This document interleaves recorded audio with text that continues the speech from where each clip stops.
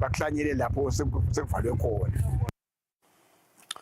Uyaqhubeka umkhankaso wemsakazo wetithombe eSwatini TV lo watiwa ukuthi i-EP yakho campaign lapho umsakazo ukhulumisana khona nabosomabhizinisi labathengisela ke sive bomabonakude mayelana netinguquko lesetendekile letitsinza ke kungeniswa kwabomabonakude kuleli lomuhla ke umsakazo uhlangene nabosomabhizinisi labasebentela edolobheni eMbabane.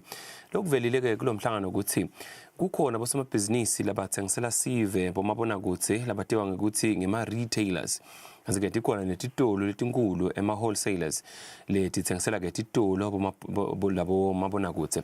Umbuto ke lomile uthi ngubani ke lokumele acikelele indzaba ye-TV license.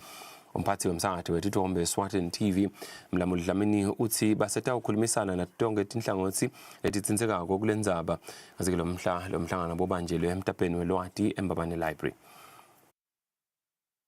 Ama-retailers zethu siyawacela ukuthi achubeke akoleke i-TV license fee aphinze a-issuishe le TV license noma akathole le mininingwane yalona lothenga le TV noma leyo decoder before i-TV iphume esitolo. Alama retailers nasesipiki nalambabane yi-concern level akho lokuthi kungazuthi kukhona lokuba porous vele noma ke letikhala la eminceleni yethu lekubona sathi kuba nema-TVs noma decoders la sangena kubona sethi umbuso awadi noma kangeni ngetindlela etingito.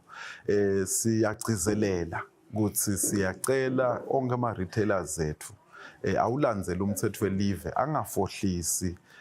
angafohlisi lama-TV sets noma lama decoders ngoba kutaba neluswati lolukhulu vele lo mthetho lesita nawo uphethe neluswati lolukhulu kulabo lekubona sathi batawuphula lo mthetho bangenise lama-TV sets bete lama-permits kanzi ngetulu kwaloko sihamba na-ERS sibambene tandla na-ERS sona ngabe nje ukhona lokubona sathi uphula umthetho vele sesitawuncika kakhulu nakule experience ne-expertise ya ERS yekwati lokuthi kuqiniswa njani sibambisana njani kuqinisa ukuthi kube kuncane lokufohla kwaleti mpahla nekuthi ke nangabe vele kubona sathi ukhona lokhanzakala phula umthetho vele sotawubona sathi soyaphendvula kufuna phendvule kweSwatini TV ukuthi sowuphule umthetho weSwatini TV Act phinze kubona sathi uphendvulana ku-ERS ukuthi sowuphule umthetho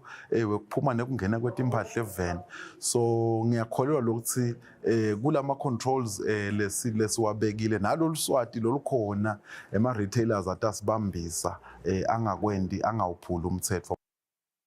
Sivumelene masodla mahle sibahlole etimakethe wena ke unganyakathi